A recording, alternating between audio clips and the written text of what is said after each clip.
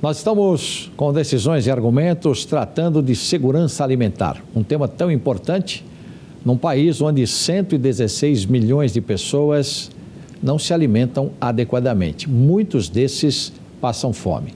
Por isso nós estamos recebendo aqui a Luciana Quintão, que é presidente da ONG Banco de Alimentos, e Mônica Spinelli, professora adjunta da Universidade Presbiteriana Mackenzie e doutora em saúde pública. Eu vou entrar nessa questão da Covid, como que a Covid ajudou a complicar as coisas, mas ao mesmo tempo eu quero colocar uma experiência que eu tive para que vocês duas possam falar a respeito. Eu tive no Nordeste, e no Nordeste eu percebi que pé de manga, sabe, pé de manga, cai do pé, apodrece. Se você olhar na calçada, pelo menos onde eu estava, que é uma cidade ali do sul da Bahia, a gente observava que era uma infinidade de manga toda apodrecendo. E num contraste com essa questão da fome, que muita gente passa fome. Então eu queria saber de vocês, nessa questão da Covid também, até que ponto isso agravou ainda mais essa insegurança alimentar. E será que não daria para aproveitar isso que a gente perde matando a fome das pessoas? Fiquem à vontade, Luciana e Mônica. Bom, eu acho que essa questão, assim, de frutas, né, assim como você viu isso com manga, você vai ver isso com jaca, vai ver isso com abacate, mas eu acho que uma saída para isso, não sei, seria realmente haver alguma forma de processamento, que as pessoas pudessem, de alguma forma, trabalhar e comercializar. Então, eu não vejo muito uma saída.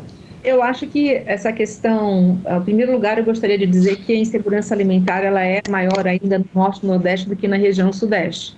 Tem muita pobreza lá. Olha. Inclusive, na pandemia, no Covid, a gente conseguiu, nós sabemos que o Sudeste foi muito mais assim, respondeu muito mais, né, do que recebeu muito mais apoio do que o Norte e o Nordeste, né? Essa questão de frutas apodrecendo é uma pena mesmo, tanto que, olha, o Banco de Alimentos, a gente não quer desperdiçar nada.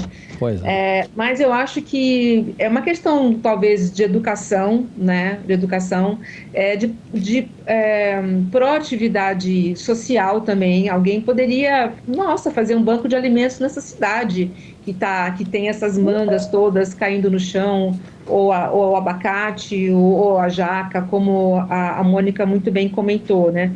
Então, acho que é uma questão de visão, uma visão propositiva, sabe? Eu acho que são vários aspectos que envolvem essa questão, né, do não desperdício, mas eu acho que essa abundância toda, ela também não existe em todo lugar do Nordeste. A gente sabe que tem o sertão, tem secas, né? Isso a gente sabe há mais de 100 anos, né? Que a gente já tem essa informação, né? E antigamente achava-se que os nordestinos eles eram menos inteligentes porque eles eram indolentes, assim, né? Mas não é. Eles tiveram muito pouco acesso a uma alimentação em quantidade e qualidade, né? Isso afetou muitas pessoas, até a geração de pessoas, né? Teve muito êxodo no Nordeste, né? Quem leu Geografia da Fome sabe, a fome ela é secular no país, ela ficou mais evidenciada na Covid porque a imprensa cobriu, né? Mas eu já cansei de conversar com gestores públicos que não conhecem o número da fome e ainda diziam que não tem fome no Brasil, inclusive, enfim, recentemente. Então, eu acho que essa questão política ela é fundamental. E aqui eu estou falando de uma forma apartidária, no conceito da política, que é recolher impostos para entregar para a sociedade de uma forma inteligente. É só isso, tá, gente? Não estou falando de partido absolutamente, mas isso falta no nosso país, muito. Então, a gente vê políticos totalmente despreparados para ocupar sua função. Ontem eu estava ouvindo uma pessoa falar no canal Cultura, né? E estava dizendo que ele estava vindo do município, de uma cidade, onde o prefeito jogava o lixo na Mata Atlântica. E sim, se a gente for começar a levantar todos esses absurdos que ocorrem, né? assim, de gestão, a gente começa a pensar que o preparo para quem vai ocupar o poder tem que ser maior, o conhecimento tem que ser maior, né? E a participação da população também tem que aumentar. Então, eu acho que tudo passa por educação e autoeducação também, né? Com certeza. E, Mônica, tem uma questão também que eu queria colocar, ainda exatamente tratando desse tema. O Brasil é um dos 5 maiores produtores de alimentos e, entretanto, a gente tem esses números, né? Milhares de pessoas passando fome e mais. Durante a Covid, as pessoas revirando o lixo, inclusive, para procurar alimentos. Um negócio extremamente... A gente se impressiona até em ver uma situação como essa dentro de um quadro como esse. O Brasil sendo entre os 5 maiores produtores de alimentos do mundo. Agora, por exemplo, tudo isso que está acontecendo, essa crise financeira, para vocês, e começo com a Mônica agora, o que os governos, quais as políticas que os governos poderiam criar para combater a fome efetivamente? Olha, isso é uma questão bem complexa, né? Não sei, faz umas perguntas que, se a gente tivesse a resposta delas... A gente a pergunta do milhão, né, Mônica? No primeiro mundo, então... mas veja bem, o Brasil, o agronegócio, né, as commodities brasileiras são uma das bases da sustentação brasileira. Nós temos que pensar nisso. Não estou falando que seja o melhor, bom, como a Luciana falou antes, né, tem toda uma controvérsia entre desmatamento, você ter o agronegócio. Agora, entre o agronegócio produzir, a gente sabe que a boa parte dessa produção ela escoa para exportação, certo? Então, nem sempre o que é produzido é comercializado no Brasil. E outra questão outro contraponto, né, das pessoas pegando coisa no lixo. O que acontece? Nós tivemos um êxodo rural gigante a partir da década de 50, 60, população das grandes cidades, ela aumentou consideravelmente, nem sempre com toda a absorção que ela poderia ter em relação a isso.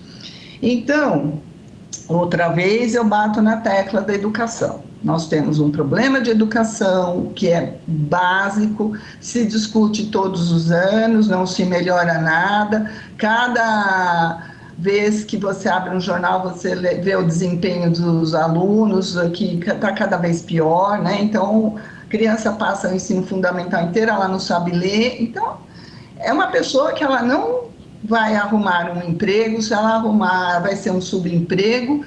Então, essa questão de revirar o lixo não foi lá na zona rural. São nas grandes cidades que a gente tem um amontoado de gente que não tem saúde, não tem educação, vivendo miseravelmente. A gente pode ver aqui em São Paulo o tanto de moradores de rua que agora com a Covid multiplicou assim números absurdos.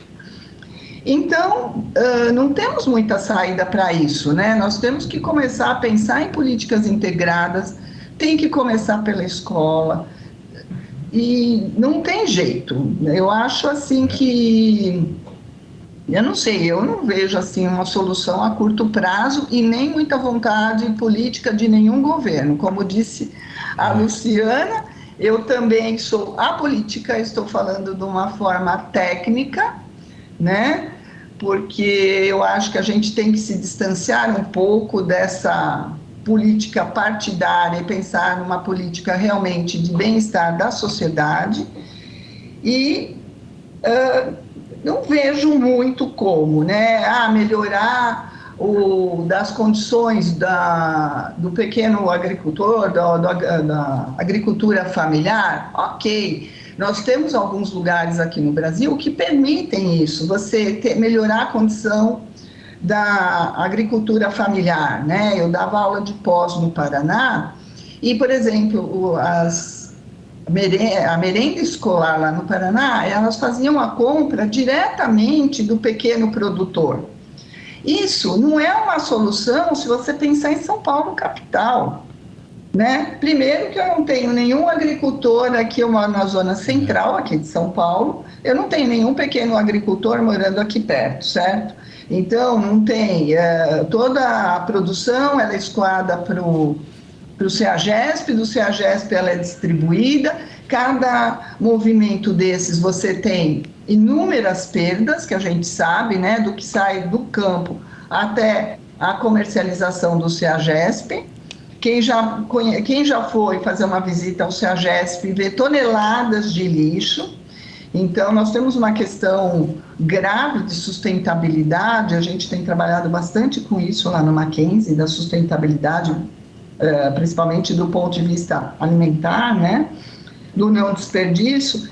Então, assim, são muitas questões e que realmente elas têm que estar muito integradas para que realmente a gente tenha algo efetivo. Enquanto isso, nós vamos ter muita gente, infelizmente, sobrevivendo do lixo. Luciana, tem uma questão também, falando um pouco ainda sobre política pública, né? Nós temos o Bom Prato, que oferece uma alimentação, pagando-se apenas R$1.